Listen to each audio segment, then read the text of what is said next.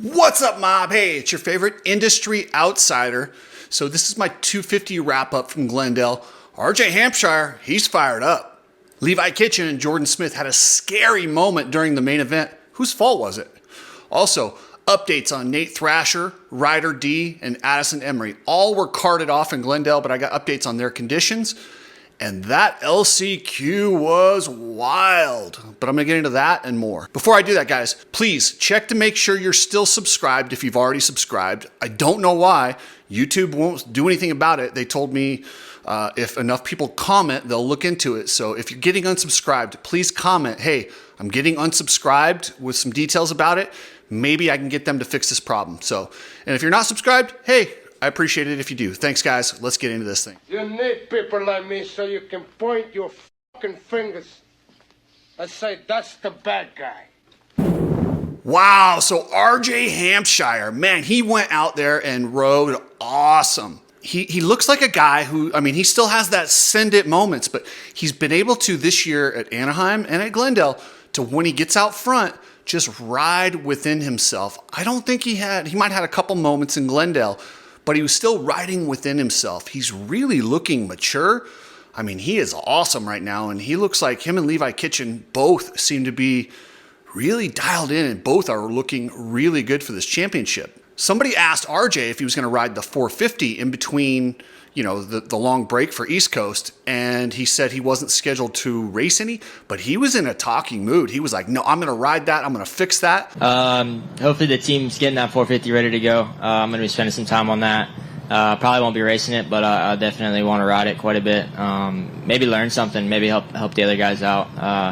I definitely think I can set a bike up pretty well, so maybe we can learn something with that. Which tells me Husqvarna and maybe the riders are complaining about that bike, and he's like, I can fix it. And we all know RJ can race a 450. I'll be honest with you, it sounds a little bit like he's kind of frustrated that he's not on that 450 full time. Sounds like he's frustrated he's not on the 450 full time. I believe after that heat race win he had last year at Daytona, he's done enough to qualify himself as a 450 guy.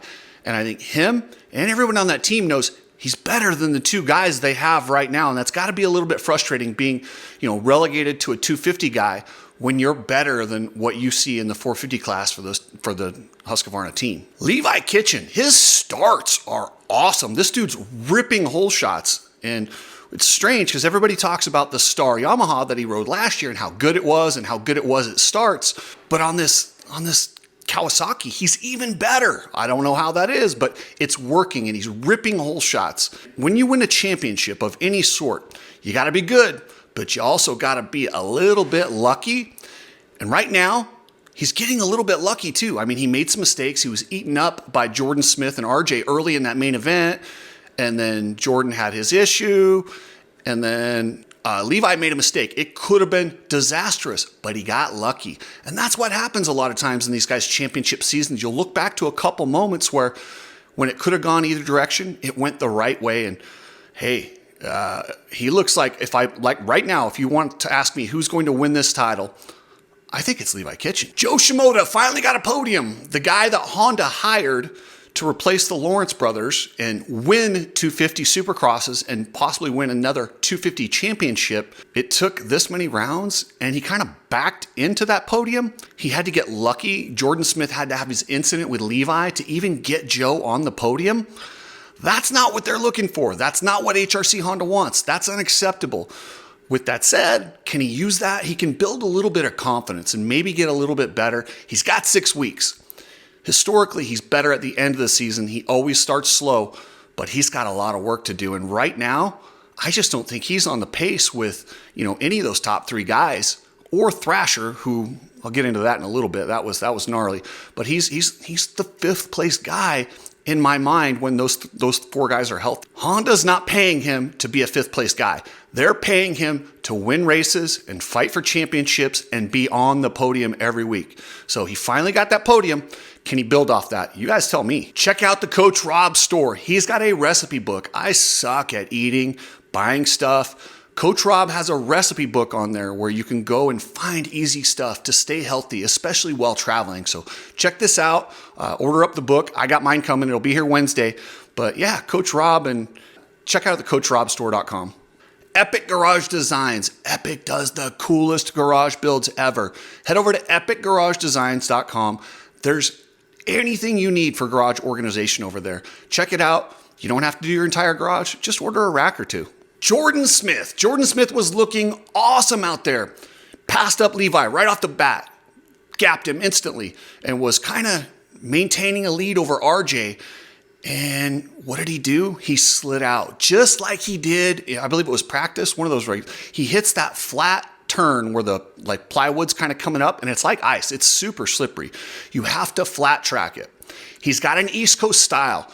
Jordan Smith on softer tracks is really good at riding the side of the knob and using the tires, and it's a different style. It's not that flat track style where you get up on top of it, weight the outside, and kind of control, use a controlled slide. He trusts it too much. He's going to have to figure that out. If I'm him, one of these days, head over to a flat track and just do a whole day of flat tracking and just kind of get a feel for it. And then he'll have one more thing in his toolbox. So when they do have a flat turn, he's not still using that, side knob control that he normally doesn't. 97% of the time it works perfectly. And then that one time, but that cost him a win. That also put him in position where, he was coming from behind and he's coming up on Levi Kitchen and there were yellow lights. But this is tough because even Ricky Carmichael recalling it said, "It's right there. That means you have to single the jumps after that part." Right? And so Levi does the right thing. Jordan's probably going to tell you he didn't see the red lights because he was behind Levi. Totally guessing right there, but that would be a fair argument. Oh, they're yellow. I mean, don't get me started on Ricky and the way he described it. I'm doing a whole video on that later on. It'll be pretty funny. I think some of you guys that get tired of me bashing on Ricky, you'll hate it, but the rest of you, you'll love it. But yeah, it's tricky, and it was just unfortunate for Jordan Smith. It wasn't his fault. You assume a guy's going to jump. He jumps every lap. It's yellow. You just think that. It's tricky. They've got these guys so gun shy about being penalized, and you have a yellow light that kind of looks orange. And it's really hard in that split second, in that gigantic rhythm section, when you're doing jumps that big, to determine whether it's red or yellow. Maybe they got to go with a different color or a bigger light. Maybe there's got to be something done to differentiate between yellow and red. They're too close. Yes, I know that's how it's always been. But guess what? How it's always been sometimes doesn't always work. Garrett Marchbanks. So with this 6-week break coming up, Marchbanks has been riding really good on that 250. He's got a couple podiums.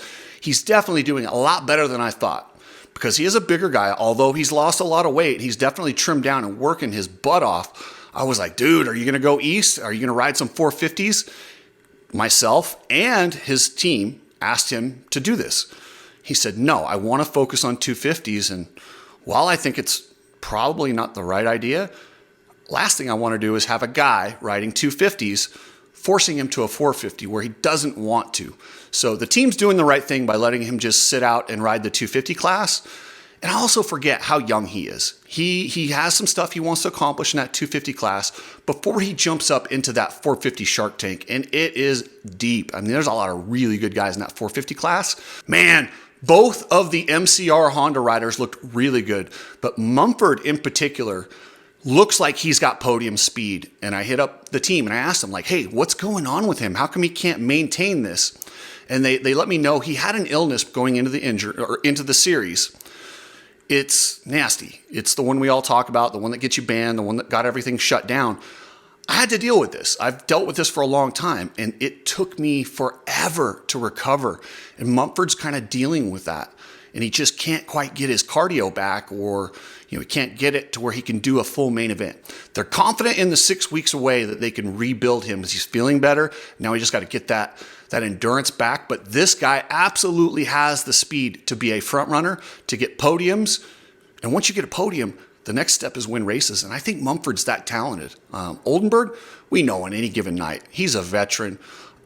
He rode so good in World Supercross on the 450. I'd like to see how he would do on a 450.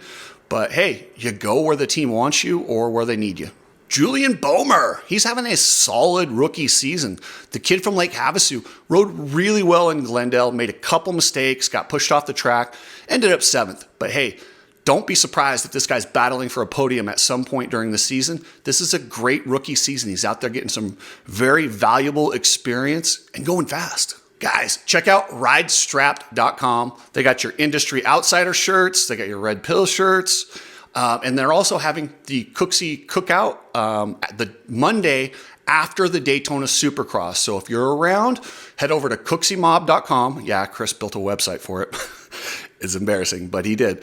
So if you want to sign up or RSVP, head over to cookseymob.com. If you use a trucking company, use Precision Transport. Precision Transport they've not forgot about customer service. These guys are awesome. They love moto. They're doing some really cool stuff, and I can't wait to announce it. It's going to be a little while. But yeah, I always jump the gun. I just want to tell people what they're doing. But you're gonna be happy you supported Precision Transport. And guess what? You're gonna get the best price and the best company. We had some big crashes and what looked like horrendous injuries at Glendale. A lot of that's the track. And now I don't think they did anything in particular to make it extra dangerous. But when you have long rhythm sections, you get guys that can go a long ways and they try stuff that you couldn't normally do right out of a turn or setting up for another turn. That was part of it. Also, the dirt in Arizona becomes like cement later on in the day. It's far less forgiving for cases when you hit the ground. So we had Nate Thrasher have that crazy crash while leading his heat race. I was worried about internal injuries, and I think that's what they were also worried about, which is why they sent him to the hospital. I'm told everything checked out okay. He has a minor concussion and some deep bruising, but I think he'll be okay at the end of this break, and hopefully Thrash will be right back out there and continue the season. He's having a good season. So, unfortunately, rider Difrancisco was also off the side of the track. Looked like he's pretty banged up. I don't think they said it, but I'm pretty sure he might have racked his melon a little bit too. But good thing they're going into the 6-week break. He should be okay when that's over. And then also in the LCQ, Addison Emory, they had to red flag it. He was over there. That was a scary one. But I reached out to him. He is somewhat okay, banged up, bruised, concussion, the usual, which is crazy to say. We just call a concussion the usual in this sport, but it's a gnarly sport, man. It really is. Which leads me to the new schedule.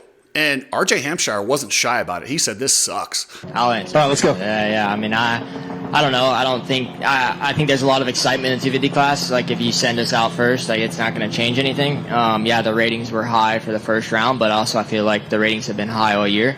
I don't know if that necessarily would have changed anything. Yeah, I mean, I don't really care for it. I would rather the other way, especially those LCQ guys. Like, dude, that was not fair. Like, for even having a red flag and then literally off the track straight on the line. Like, that should not happen. This is pro level racing at the highest level. That's unacceptable. Come on. The ratings can't be that much better starting the show with the 450s versus the 250s. That's ridiculous. Don't do it. It's horrible. Even when done properly, they only have about 10 minutes. But then when you have something like that with a red flag, the guys were screwed. And that LCQ was a bloodbath. But Billy Laninovich made it in. My boy, 6'7", Robert Haley almost made it in, then he got pushed off. But Blaine Silveria, woo! This guy is an absolute assassin. I mean, he wanted in that main, and he didn't care who he had to run over, stab, shoot, whatever he had to do. He was getting in that main no matter what.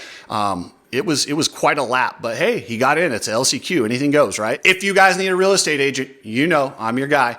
Buy, sell, lease. Anywhere in the world. I work for Berkshire Hathaway. I can set you up with an agent in your area. And if you're in Las Vegas, I'll be your agent. Thanks, guys. Catch you later.